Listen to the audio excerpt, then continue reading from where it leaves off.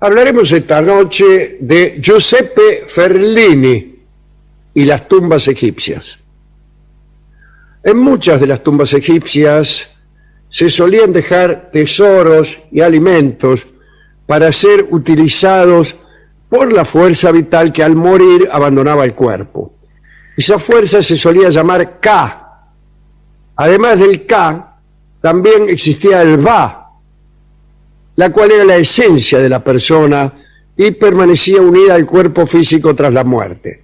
En realidad, yo no me acuerdo si eran 7 o 9 las almas que completaban el ser, de acuerdo a los ritos egipcios. Muchos de los ritos funerarios de las culturas del Nilo estaban orientados a liberar el Ba para que éste se uniera con el Ka y así formar el Ak. Si lo anterior no se cumplía, si esta unión no se daba, entonces el difunto entraba en un estado de Se'ak, que era un fantasma perdido entre dos mundos. Recomiendo la novela de Norman Mailer llamada Noches de la Antigüedad, en donde hay capítulos enteros sobre estos asuntos que pueden ser disfrutados largamente. Digo, me entró como una especie de nostalgia porque creo que no tengo ese libro y me gustaría releer esos capítulos iniciales de Mailer. El concepto de Ak ayudó a preservar las tumbas y pirámides, ya que los ladrones de tumbas temían perturbar el proceso y enfurecer a un Se'ak, o sea, a un fantasma. Pero a Giuseppe Ferlini, un cirujano militar boloñés de la primera mitad del siglo XIX, todo lo anterior le importó un bledo y se mandó a profanar tumbas. O sea, profanar tumbas y ser al mismo tiempo creyente no es un buen negocio. El profanador ha de ser, ante todo, un escéptico. Bien. Ferlini nació en Bolonia en 1797.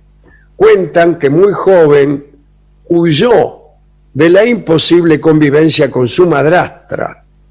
Pasó por las ciudades de Venecia y Corfú, en algunas de las cuales estudió medicina. El caso es que en 1817 lo encontramos en Albania, país que entonces formaba parte del Imperio Otomano. Pero, como estaba en conflicto con el sultán, daba la bienvenida en su ejército a cualquiera. Si además era médico, mejor que mejor. Y en cualquier caso nadie le exigió a Giuseppe Ferlini el título. Así que se enganchó nomás. Tras muchos vaivenes y aventuras que no vienen al caso, Ferlini desembarcó en 1829 en Alejandría y viajó hasta El Cairo. Se alistó y al año siguiente ya era médico titular de un batallón de infantería del ejército egipcio, ya no albanés. En ese tiempo Ferlini conoció lugares como Jartum es la capital del Sudán, o Wadi Halfa, en los que había abundancia de restos arqueológicos que empezaron a interesarle. Claro, los restos arqueológicos de las culturas del Nilo van más allá del Egipto, van más allá de la segunda catarata, y llegan hasta Nubia incluso, ¿no? Bueno, estos restos arqueológicos le empezaron a interesar y entabló amistad con el gobernador Khurshid, a quien acompañó en varias expediciones justamente por Nubia en busca de oro, hasta que después empezó a hacerlo él mismo. Quiero decir que lo hizo solo, ¿no?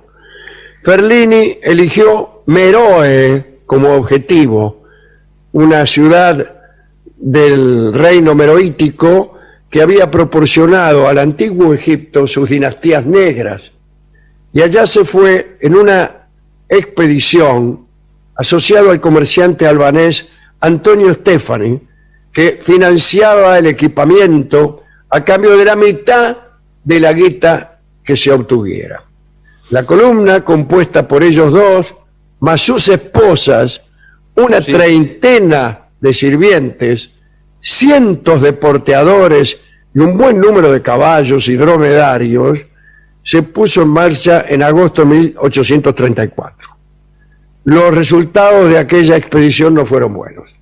Primero intentaron sin éxito acceder a un templo semienterrado, disculpe usted, ¿no? Estuvieron picando en las paredes para abrir una entrada. Luego fracasaron también con unas ruinas cubiertas de arena, donde hallaron un gran obelisco decorado con jeroglíficos, pero que por sus enormes dimensiones tuvieron que dejar. El afano de obeliscos,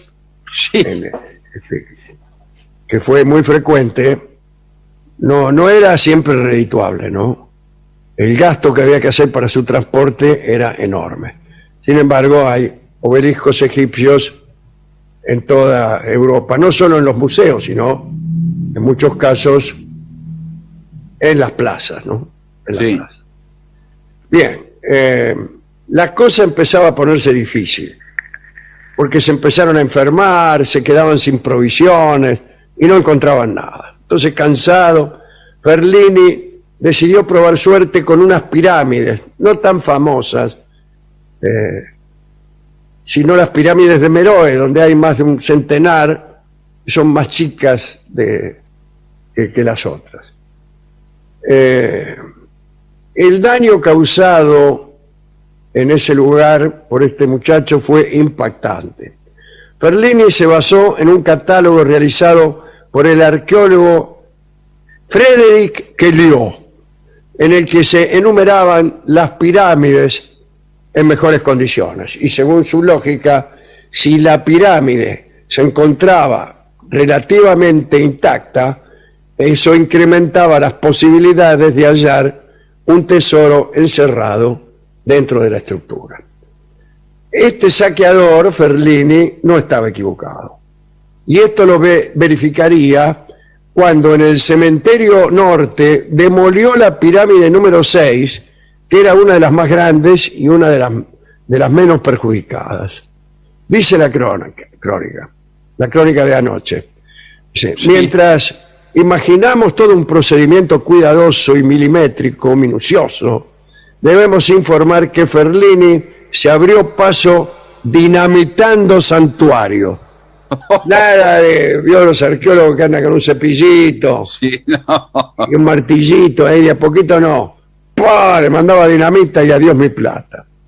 En primer lugar, detonó con una carga pequeña el tetraedro superior, y así con cargas más pequeñas para evitar destruir el tesoro, fue abriendo camino a través de la estructura. Y así encontró la cámara, y allí encontró joyas y piezas de oro y de plata. Apareció también un sarcófago sin momia, acompañado de un ajuar funerario. Parece que correspondía a la reina Amani-Shajeto, discúlpeme, que no se llamaba así, que gobernó entre el año 15 a.C. y el 1 después de Cristo. Claro, esas ya no son dinastías oficiales, ¿no? Ya no.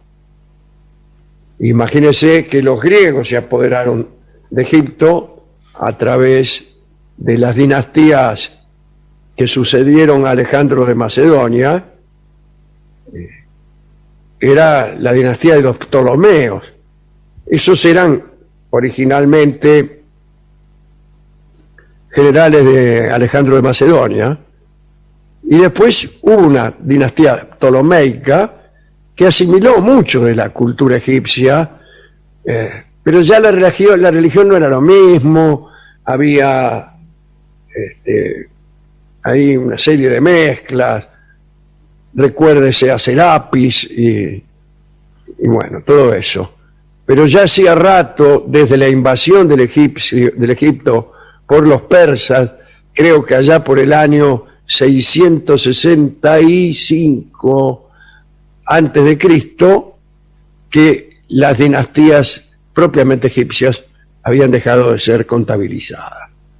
Ferlini, que luego se presentó como arqueólogo, tenía un método más bien expeditivo, como hemos dicho, y dinamitó 40 pirámides.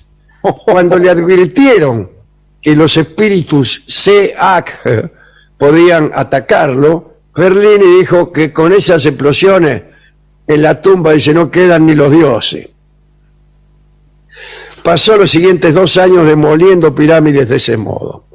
El tesoro que fue acumulando le permitió contratar un pequeño grupo de mercenarios para su protección y volver a Europa. Claro, imagínense, si va a llevar todos esos tesoros, no va a andar solo por ahí. No, claro, más vale. Y justamente Ferlini lo hizo porque se había empezado a asustar. Primero sintió que los egipcios contratados para las obras empezaban a mirarlo a él para saquearlo.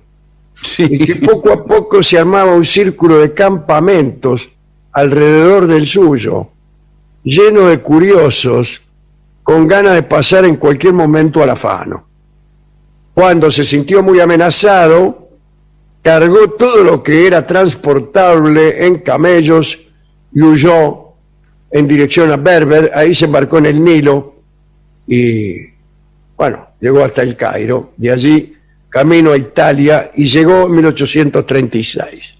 Ferlini se anunció en Europa como un exitoso explorador y arqueólogo ante la sociedad, sin mencionar demasiado sus técnicas dinamiteras de arqueología.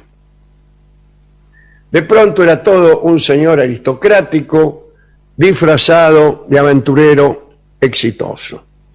Aquel tesoro lo repartió entre ventas, donaciones, subastas, para recuperar lo invertido. Recuperó lo invertido y además se llenó de guita. La mayor parte de lo saqueado se dividió entre los museos egipcios de Berlín y Múnich, ya que fue validado por el egiptólogo alemán Karl Lepsius. El rey Luis I de Baviera, nuestro famoso rey constructor de castillos, le compró alguna cosita. Los expertos del British Museum no quisieron ninguna pieza, porque supongo que habrán pensado que era mejor robarlas civilizadamente, como suelen hacer los ingleses, que cometen sus delitos conforme a derecho. Ferlini murió en Bolonia a finales de 1870 y fue enterrado en el cementerio del monasterio Cartujo de Certosa di Bologna. Hoy apenas se lo recuerda por ser el tipo que más pirámides reventó y uno de los mayores destructores de patrimonios culturales de toda la historia. Por favor, qué desastre. Esa es la historia de nuestro amigo Ferlini.